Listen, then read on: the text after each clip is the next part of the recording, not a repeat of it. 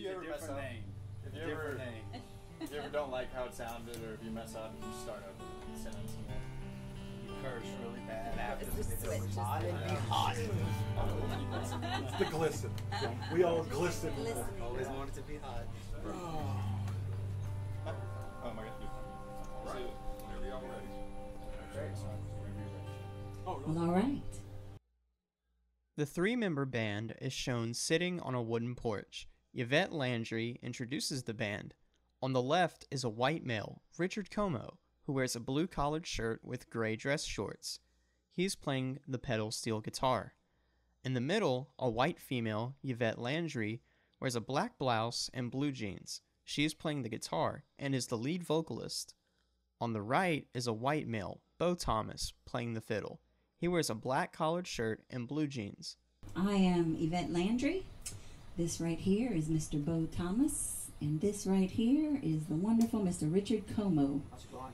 And we're here to play a couple of tunes for you. And hopefully when you're watching and listening, you'll be dancing with us. So the first song I'm going to do is a song titled Where Memories Are Gold. And it's actually the first song that I ever wrote. It was a song about not understanding how anyone could write a song, talking to a songwriter, and he gave me a piece of advice, and he said, all you gotta do is pay attention, and if you pay attention, you'll be able to write a song. So I paid attention, and here's a song that came out, Where Memories Are Gold.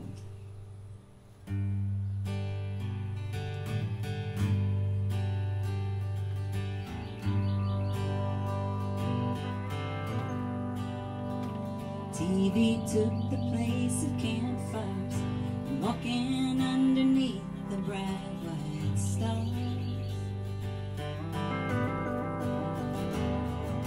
and walking in the woods turned into smoke-filled bars. Nobody takes the time to write love letters anymore.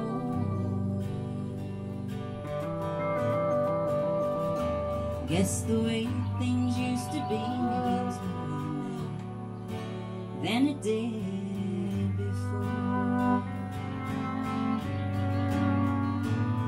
So close your eyes and take me to the place where the black water flows.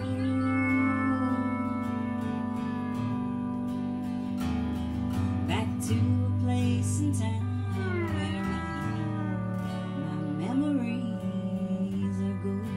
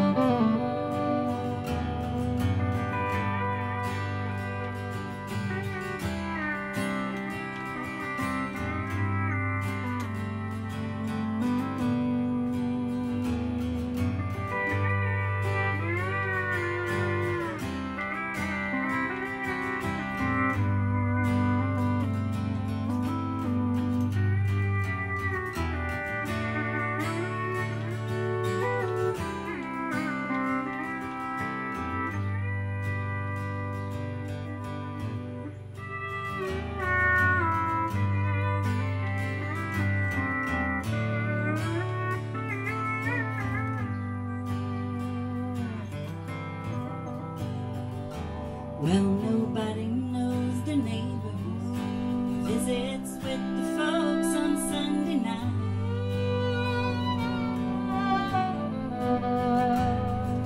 and sitting at the table turned into drive-through signs.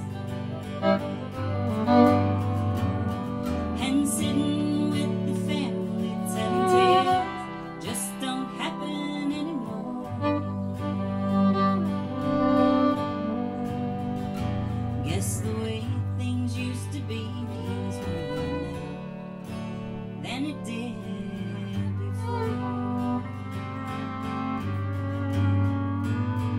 So close your eyes and take me to the place where the black wolf flows.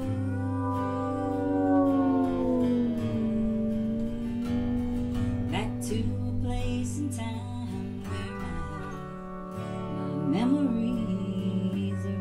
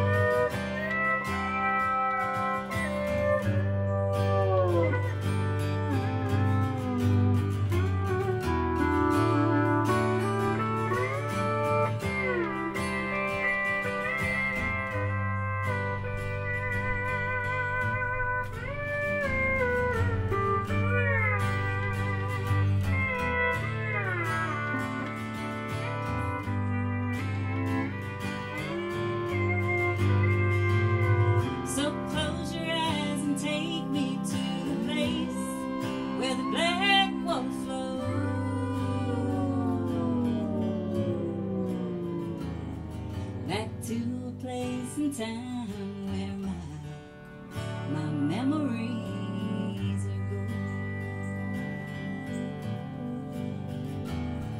Back to a place and time where my memories are gone.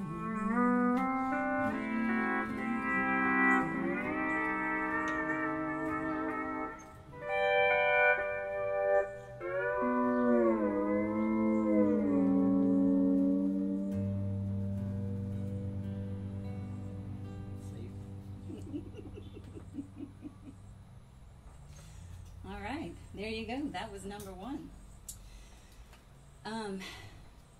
The next song that we're going to do for you is a song called I'd Love to Lay You Down. And it's a song that I wrote after watching a documentary about Bella Fleck and the history of banjos, the origin of banjos, where Bella Fleck went to Africa to learn about where banjos came from. And talking to a chief of a tribe over there, the chief said, "Come walk with me over here. I'd like to show you where we lay down our elders once they've passed. We put them in a house with no windows." And from that came this song called I'd Love to Lay You Down. Here we go. 1, 2, 3.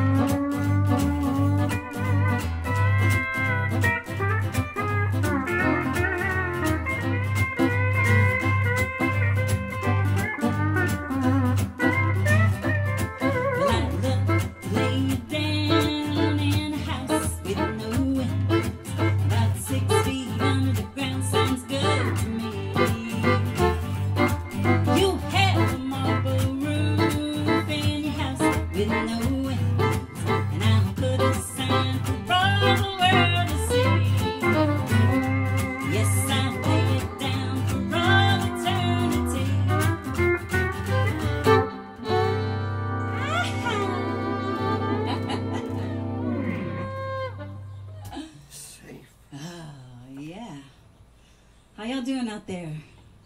Good. Rather warm. And the crowd goes wild. Rather warm. All right. All right, we got a couple more songs for you here. I think, what's the heat index today? 109? 110? I believe it's 109, 110. In the shade. That's all. We good? We good. Just sweating a little bit. Coming in hot. All right, everybody. The next song that we're going to do for you tonight is one that I wrote after playing a gig at the Blue Moon Saloon in Lafayette.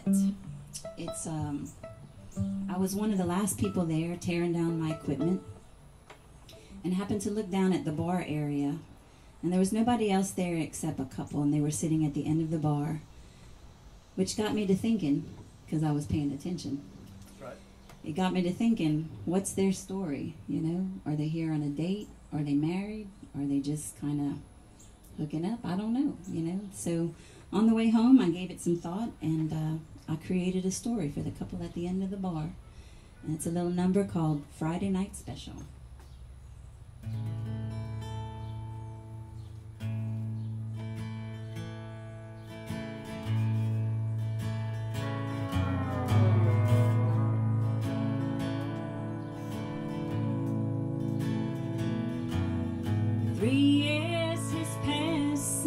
The day you packed up and gone.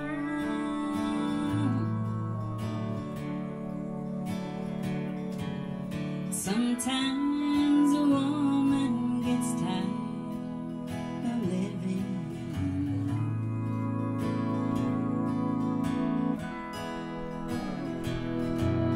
alone. Jim Beam, Jack Daniels, and Cuervo,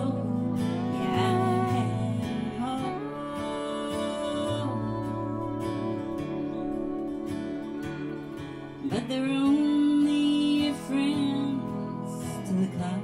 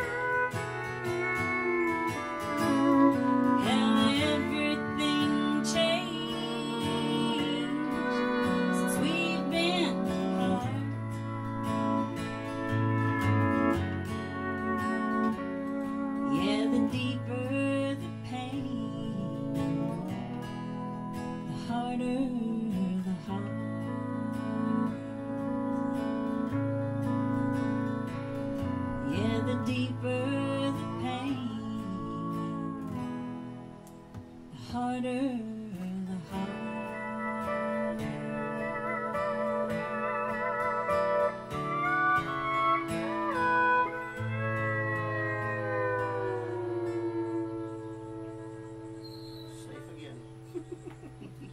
All right, so as you know, as a songwriter, I was told to pay attention if I wanted to learn how to write a song. So you pay attention not only to what's going on around you, but you also pay attention to the different styles of music that you have going on around you. So the first few songs were influenced mostly by like old school country and maybe even some swing type of music. But this next one was influenced by some of the blues musicians that we have here around us. And this is a little number called Why, Baby, Why?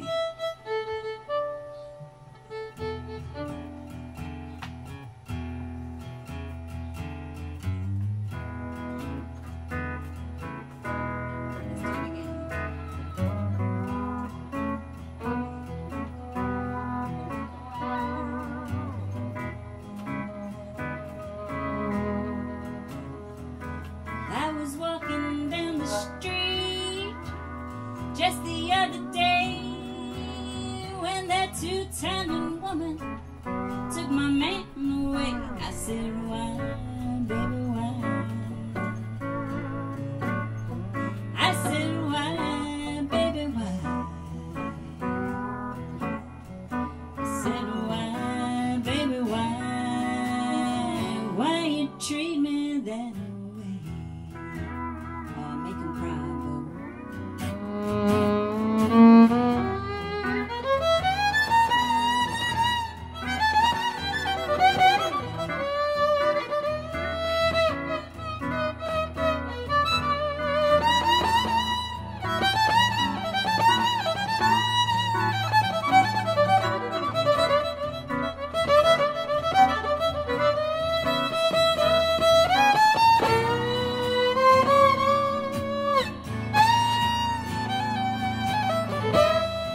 Don't stop now. Come on, come on.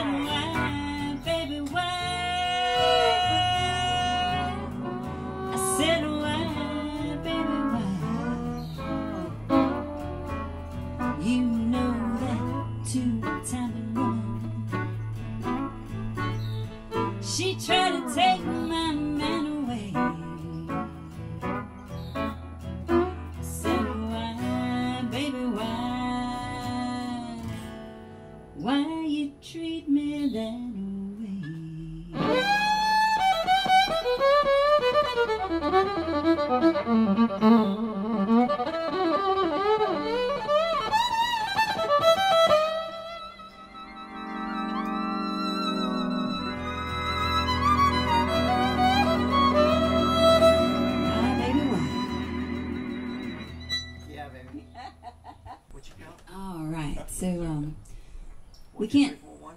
we can't finish our set without doing something en français because we are in Cajun country. So we are and have been and still are influenced by Cajun musicians and Cajun music. And this is a song I actually wrote in English and performed it a couple of times in English and realized that this song was meant to be in French. So we switched it from Mr. Bartender to Monsieur Bartender. And that's what we have right there. Monsieur Bartender. 1, 2, 3. Wait, 1, 2, 1, 2, 3, 4, 1.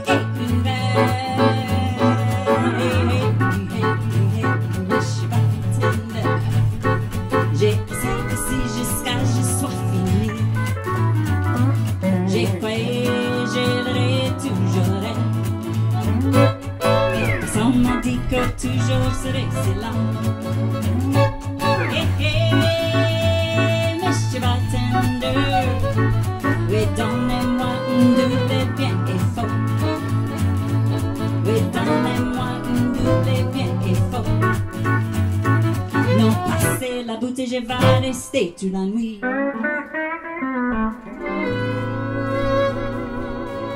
Hey, hey, Monsieur Bartender. See? There you have it. Yeah. C'est tout fini? That's it.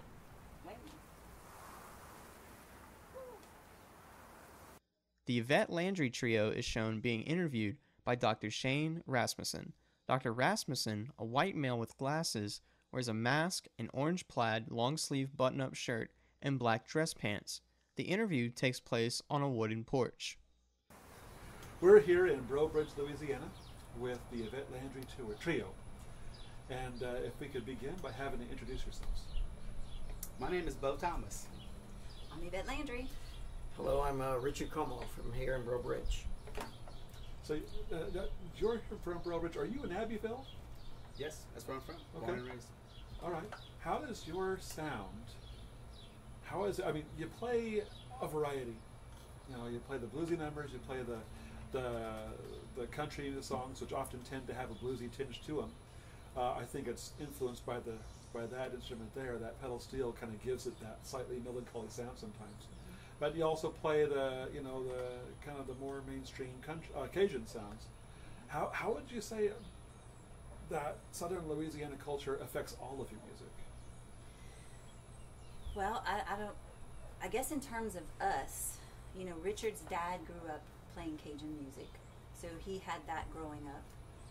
Beau started playing Cajun music at 17 years old, so, you know, he's had that, and then when I started playing music, I started playing Cajun music, and I dove full in. It was a little bit later than these guys, but I dove full in and immersed myself into it. So we all had that Cajun music background, and when these two guys knew each other for a while, and I didn't know Beau, and Richard and I knew each other because we went to school together, not as musicians, but as tennis players and classmates. We kind of knew each other. And when we came together, what we noticed, not only did we have that Cajun influence to us, but the three of us, I think, are also very soulful people. I mean, you can hear it in the way Beau plays his fiddle. You can hear it in the way Richard plays his steel guitar. And I think the three of us, when we get together, we say this all the time, you know, we play with phenomenal people all over in different bands, but there's nothing like when the three of us get together. I think everything, you know, that Cajun music, that soulfulness, and like Richard says, we play for the song. You know, we listen to each other and we hear, I think, what the song needs, and that's what we play for. And I might add, she is just so percussive with the acoustic guitar. It feels and sounds like she's hitting a snare drum the way she does it, and she's just born with that built-in metronome in her, and the timing is impeccable, and that feel that she possesses, you can't teach it. Well, you know, my grandfather was a drummer. My grandpa was a fabulous swing drummer, so you can hear the swing influence in the music as well, and that's because of her, you know, is that groove that she possesses, you know. And the music, like, is really a world music, you know, where Cajun music comes from. It's such a worldly influence, Creole, African, Canadian, as well as the different types of music that we play, blues, western swing, country. It's all influenced in the music, and it's kind of a big melting pot. Yeah. It's like a gumbo, you know. Yeah. You know. So when you write a song in French, how does that change it? Well, here's the thing. I don't write French. I sing French, but I couldn't sit down and write a French song. But as I said in the when I was introducing the song that I did write in French, there's a couple of tunes that I wrote, and I started singing them in English, but my gut, like my heart, I just knew that needed to be a French song. It's okay as an English song, it's okay as a country song, it's okay as this, but I just hear it in my head as French, you know, it needed that. So I enlisted the help of some French speakers to help me translate everything. My son being one of them. We were driving to New Orleans one day, and I had the lyrics in English to Mr. Bartender, and I said, you got to help me with this. Right. And so that kind of killed 2.5 hours trying to figure out how to do it, and then once he helped me with it, then I sent it to an expert to make sure that I was doing everything properly. But it works so much better. I can't even remember what it sounded like as an English song now. So I don't know where it comes from, but I just knew that that's how it was supposed to be. So you guys are channeling heritage. I think so. Absolutely. Mm-hmm. Absolutely. No doubt. I think so. I always say we're on the shoulders of those that went before us, you know? Yeah. So it's like we're only able to go so far until someone else paves the way, and then we're able to take it, you know, and innovate and write and create, you know. Well, there's always that dynamic. I mean, you know, tradition never stands still altogether. There's always that kind of evolution and tinkering. How do you see that in your own music? Well, one thing that triggered when you were talking about that is when I first started playing Cajun music. I started later in life, and it was a new thing to me. And the thing that really just blew me away at the first jam that I went to was the age difference of the people who were playing music. You know, you had who was Lisa Trahan's dad, Mr. Harry Trahan, who's since passed, but he was probably in his late 70s, early 80s. You know, playing the accordion, and then they had some young kid who was maybe 6 or 5, you know, on the fiddle, who was playing, and then everybody in between. And I remember thinking that there was no age in that room. You know, maybe when you got out of that room, you didn't want to hang out with the grandpa or whatever, but in that room, there was no age. And so that's how I see the influence. You know, it doesn't matter. You know, we had some stuff over here. Beau, you came. We had, I can't remember his name, the accordion player. Oh yeah. Jace Gula. Oh, Jace Gula. Yeah. Oh my God, Jace what a Gula, prodigy! You know, you know, he's leading the band of Beau and I. We're doing something over here on the back porch, and it's amazing. He's and probably 6, 7 years old, and he's 10 now, and he's just fully accomplished. so We need to have him for the festival. yeah. Oh, he's absolutely. like the real deal. But I think that's how it is. You know, he went at an early age. He was, whether or not it was just a gift from God or whoever, but you he know, started following, and then We have a bunch of young people keeping this culture alive, and a lot of that is due to Brassus Yuval, who's a Agreed. bass player with Steve Riley's band, and he's also the bass player with the high performance band that I'm a part of. But he has a school here in Breaux Bridge and teaches these kids Cajun music to keep the culture. And look, it's exploded. These young kids coming up are far better than what I was at that age. I kid you not. It's amazing how good they are and how quick they learn. and not just the instruments, but the songs Yes. vocally Yes. as Teenagers well, the singing in language French and yeah. just wow. Yeah. Yeah. Yeah, well, we heard recently, we were just with Soul Creole, and I asked them, what would you say to the young musicians starting today? And actually, it was Ashley Misha who said, learn the language. Yeah. You know, Yeah. and I was thinking about that. I was, talking with one of these awesome unseen videographers, coming down here.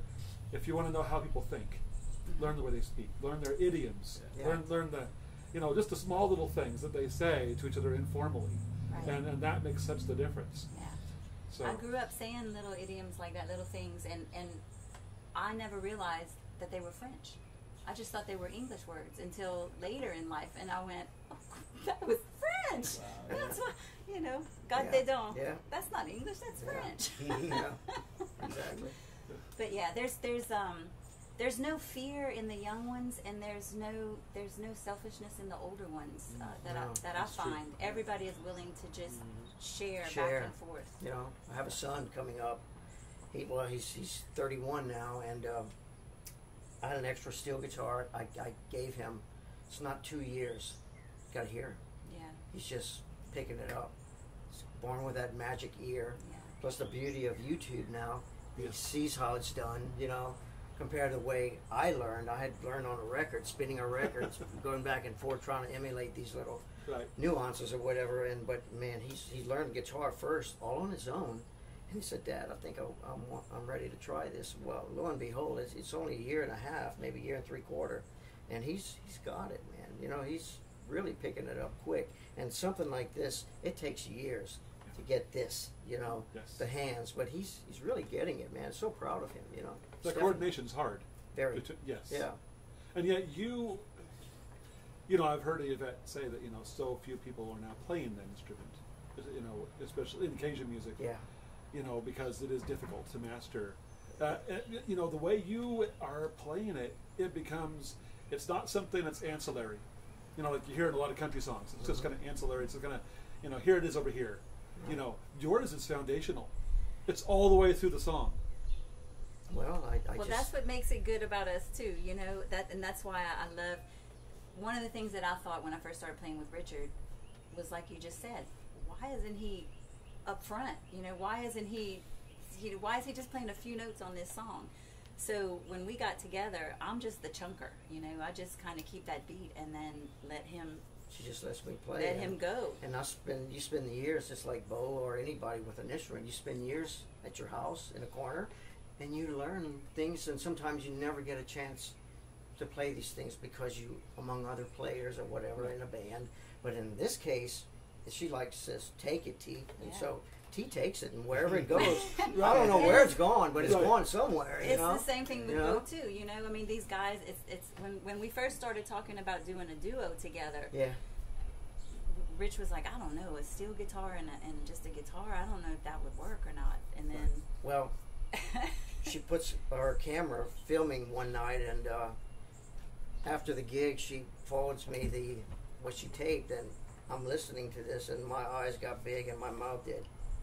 I'm like, oh my God, listen how big of a sound this is for just two people. But again, a lot of that is because of how well she that's true. holds that rhythm. Yeah. You know, I'm telling you that. We can't do anything without that's the that. biggest That's inspiration for a musician is what she's doing, you know. But that allows them to do what they do so well. Yes. So it's a compliment on both ends, you know.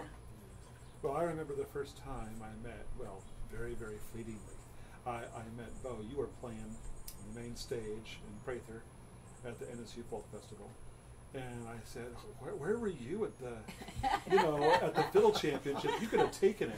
What year? Because I won that and I did the. You won it in 2012. Okay, that's right. It was in 2010 or 2011. Okay. I forget. And I don't know all the ins and outs of it. You know, I mean, I didn't see all of the festival contest that year, so I don't know if you really could have taken it. You probably could have. I don't know. Maybe. Oh, I don't know. Right. But you certainly did when you came back a year or two later. Right. I mean, you were the man. I had a really bad experience with fiddle contests, so I said never again. Oh. I got beat once. I mean, hey, no, I'm just. That's terrible. Everyone has that off day, right? I know, right? No. Or they put them early in the morning before your fingers are woken up. That's right. It's so bad. I'm just picking. But you have. No, I'm gonna embarrass you now. You have one of the sweetest sounds that I've heard from the fiddle. Wow, thank you. That's I mean, amazing. you were. This is like a master class. He's the bomb, dude. I mean, the way you guys play together. That whole online master class. We got Martin Scorsese teaches film and all this. This could be the Yvette Landry Trio teaches honky tonk. How many hours a week do you practice? Hardly any. Is that right? I never have, but I play a lot, and I really practice on stage. I honestly do. I know maybe it's make more mistakes, but it invokes to me more creativity. So I kind of trade one for the other. So play with that. You run without a net. Kinda.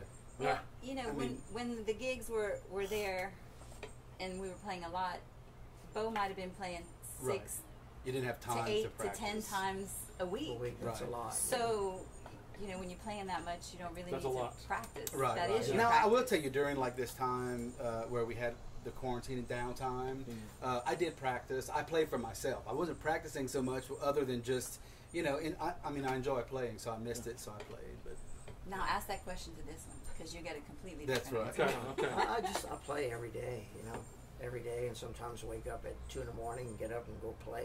But again, like he just said, it's for me. It's a lot of things I can't express with other people, but I do gospel things. I do things totally out of the norm with this, and just for me. And if my mind, once and my ears are hearing something, I figure it out, and then I learn it from me. It's for me. It's my time. And after a gig, I can go play a gig, and you can ask my girlfriend. After the gig, she goes off to bed, and I go back and I play for another hour or so. We were at a festival. We were at a festival in New York. I'll never forget this. And we had a late night set, and we probably got back to the house that we were staying at around midnight, 1 o'clock or something like that. And we hung out and kind of just decompressed a little bit, and then everybody went their own way to their rooms. We got up the next morning to have coffee.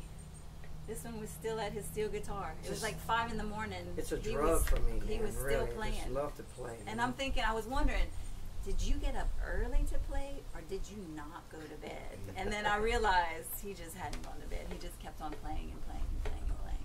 Well, that's the one thing about here in Acadiana. You can go to a Zydeco or Cajun breakfast at 8 a.m.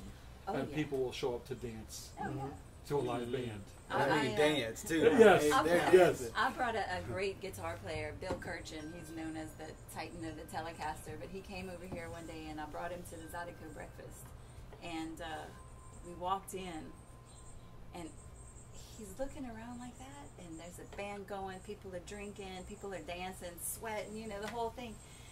And he looks around, he goes back outside, he looks up, he comes back and he goes, "What time is it?" I said, "It's 8:30. He said, "In the morning?" I said, "Yes." He said, "Where am I?" I said, "You're in Breaux Bridge. You know, this is what we do around here." That's right. Yeah. But it's, people don't do that anywhere else. Well, that ego goes out the door when you play. I don't need to ask you why you play.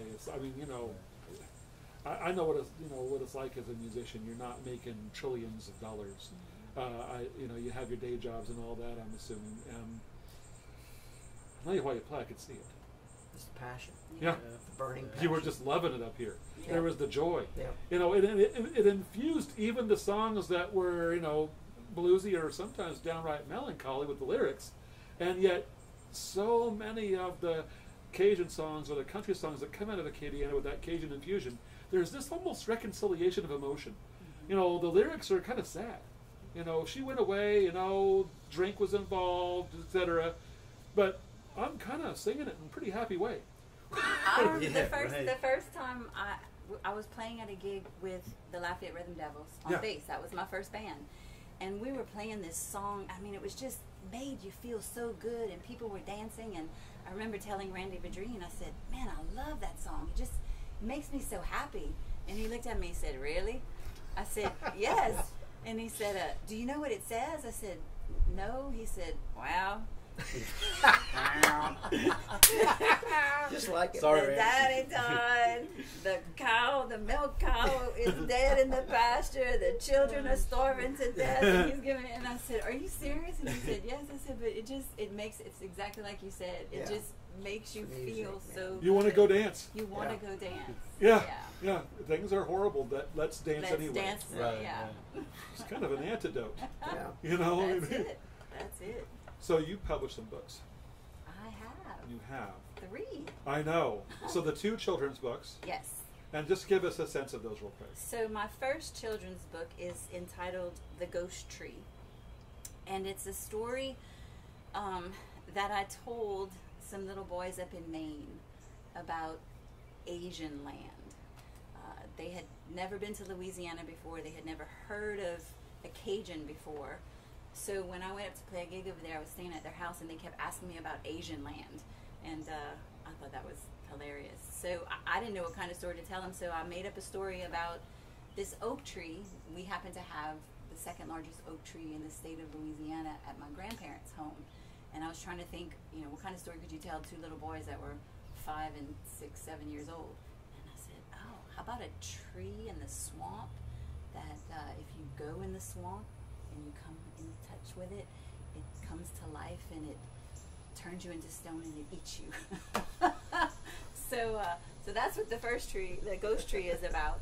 And then the second book is titled Madame Grand Doigt. And it was a story that my grandmother in this house, this was her house, used to tell me about this old lady called Madame Grand Doigt who lived in the attics. Tell them what a Grand Doigt is. A Grand Doigt is a long finger. So Madame Longfinger. And if you were a child and you had not done your chores or you had misbehaved, when you went to bed at night, Madame Grand Doigt would be in the attic, and her long fingers would come down and snatch you up and steal you. And I would always ask my grandmother, that's not true, you know, what does she do with the kids when she steals them? And she would never tell me. So when I started thinking about it, I said, well, I know what I'll do. I'll just finish the story and say what happens to the kids once Madame Grand Doigt gets you. Gotcha. So, and it's interesting because Madame Grand Doigt in St. Martin Parish is different than Madame Grand Doigt, say like in Ville Platte or in Eunice, in that area over there. Over there, the story is she leaves fruit on your door on New Year's Eve if you've been good. And so I said, well, not in St. Martin Not in Parish. St. Martin Parish. She'll steal you. You know, Yeah. the more forbidding version. That's right. That's right. I guess positive or negative reinforcement, Oh, right, however right. you want to look at it. And then my third book, which was recently published, and all of them are through UL Press, is a sort of conversation with the godfather of swamp pop, Warren Storm. And I met Warren a couple of years ago, and I had grown up listening and dancing to Warren Storm's music, and I had never met him. And Richard invited him one night to come listen to us play at Buck and Johnny's, and I met him, and I decided I wanted to take him to lunch and give him a CD because I had recorded one of his songs, one of his signature songs, I Need Somebody Bad. And in the process of doing that and meeting him, I came home and I was telling my husband about, oh my God, he's amazing and this, and he said, you know what, Yvette, I think I have your next project. Why don't you write a book about Warren? And I said, absolutely not. I'm not doing that. I can't do that. And he said, oh, you know what? He's an older guy. He lives by himself. Just go and talk to him and record the conversation and then put it in a book. And so that's what I did. Yeah. And we ended up making an album as well. Richard and both played on it. We had... How was that? It's great. Oh, man. Yeah, Great. we had...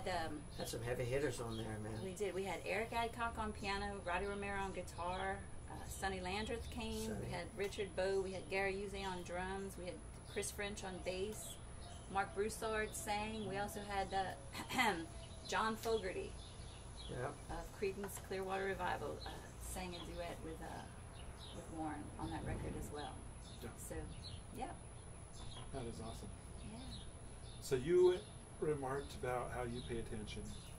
So as you look back at the kinds of things that you're telling your culture with your music, in the words and the music, what have you paid attention to over the years? What should people get from this? I think it all goes back to the let's dance thing, no matter if, because I hear the stories that the old Cajuns used to say, it's true. The dad did go off and didn't come back, and the kids were starving, and the milk cow was dying in the field, and times were hard. There was a Great Depression, there was all this stuff, but the Cajun people are resilient, and they work hard and they play hard, and in paying attention to everything that's around, no matter how bad things are, it's still going to be okay. You make the best. You of make this- the best of the situation. Any situation. Yeah. You make the best of it. And they may not have a roadmap of how to do it, and Cajuns will go this way and make their own path and make their own way And you make the figure best it of it. out and you make the best of it. And so I think, just from hearing stories and paying attention and writing stuff, I think that's what happens. Absolutely. You guys have played internationally. Yeah. How do people internationally respond to you? Oh my God. Fantastic. They love it. Yeah, it's great. Yeah, it's surprising how well they know you. They know us better than we know us. I had no idea that they actually know you by your name, and they want to meet you, and they've seen you through the beauty of YouTube and all that. Yeah. This kind of that's amazing. They're hungry for it. Yeah. There's a lot of places that don't have culture, I guess, Yeah. is, for lack of a Right. better word. Not in the sense that we have it here. It's not as salient. It's not Yes. as, Right. ours, you look around, It's you're very not going to unique. miss it. Yeah, Right. no, it's Yeah. very unique. But even before like YouTube and before the internet, like I remember traveling in different places of the world in the early 90s, and people knew who you were. There was a whole European market, a whole market for people that really sought out world music, cultural music, Right. And people would travel back and forth. Some of our ambassadors here would go and play music, and the people would just, they were so turned on by it. It was so electric to them that when you go back, they'd hear there were billboards of people like Zachary Richard in certain areas. It was really, it's really amazing. And that was before people could just get on YouTube and seek things out. They sought it out, like went out of their way to seek it out. So before we traveled, like around here, I think a lot of people around here take for granted the wealth of talent that we have here, because it's everywhere. Somebody said you could swing a dead cat and you're going to hit 3 Grammy winners, just walking down the sidewalk. But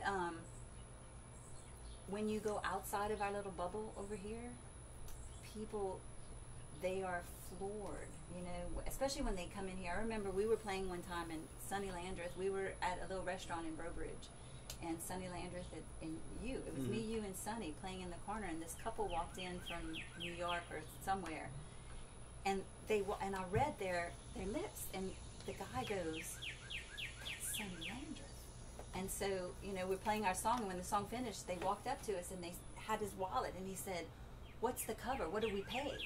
And we said, "Nothing, Jim. Just, you know, go sit down." And they couldn't grasp that you could walk into a restaurant and see world-class musicians like these guys, Right. and not have to pay at the door, you know. And so they just it blows them away. And when we go there, they just flop. We have a different everything about everything here.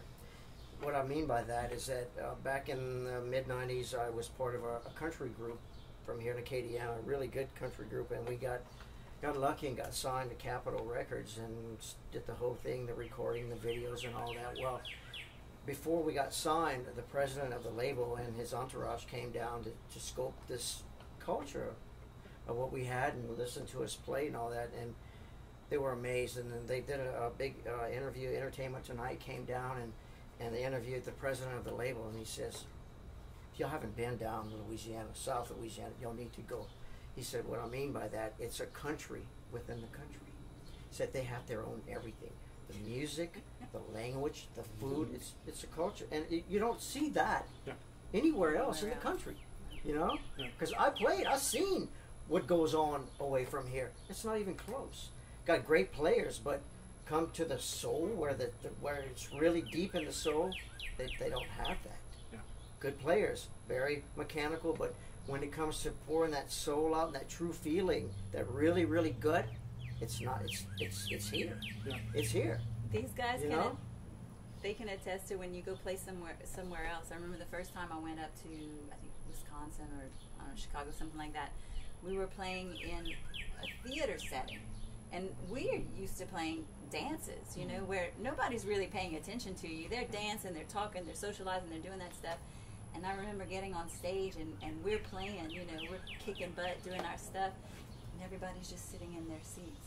And when we finished, doing like this, you know. And I remember at the end of the gig, I was telling Randy, I said, "Oh my God," I said, "that was horrible." And he said, "What do you mean?" And I said, "That's just, they hated us." And he said, "No, they didn't." I said, "Yes, they did." And they were walking us to sign some CDs. So we get to the table, and I mean, I'm all depressed and everything. I had never played in a situation like that before. And these people were walking up to the table. Everybody in the place was buying a CD, and they were, every single one of them said, "Oh my God, thank you so much. We haven't had that much fun in years." And I remember thinking, wow. this is all you do. What kind of fun is that? But yeah, that was, you know, that's it in a nutshell. Yeah. Last question. How long has it been since you played together? Since we played together, Yeah. we did something. You mean like last gig we had, or Well, how as long a- have as we the been trio. playing as a trio? We did Well, something. you and I have been playing together for how long? Well, it's been 10 years? 10 years. 10 years. 10 years, And you Beau, know, but- you came on. But he's asking the With last the time we quarantine. played together. Oh, the you know, quarantine. Yeah, when's the quarantine. last time we played together? Did we do something? We did a little among short ourselves Zoom thing. right here. But We, besides that, it's we been a zoomed while. about 3 Oh, weeks ago we zoomed 3 weeks ago for the Cannes Film for Festival. the film fest How right was there that? inside the house. It was you know? pretty Yeah, I got you. different. Yeah. It was different, yeah, But, different. you know, it was And, different. And before that, but this is our really first time we played this many songs since Right. March. yeah. You know, How was it? How does it feel? Oh, great. it's always great. Just look around. Look at Yeah, the I know, faces. right? You know, It's hard to stop smiling. you know. Yeah. I understand. You look at the faces. Like Yeah. I said, I didn't need to ask you why you played music. It's obvious. It's been an honor. Thank you guys. Thank you. Thank you for having us. Thank you. Appreciate that. Thank you. Thank you guys. Thanks, gentlemen. We're done. He doesn't This was stop. painless. He just keeps filming. My He job. never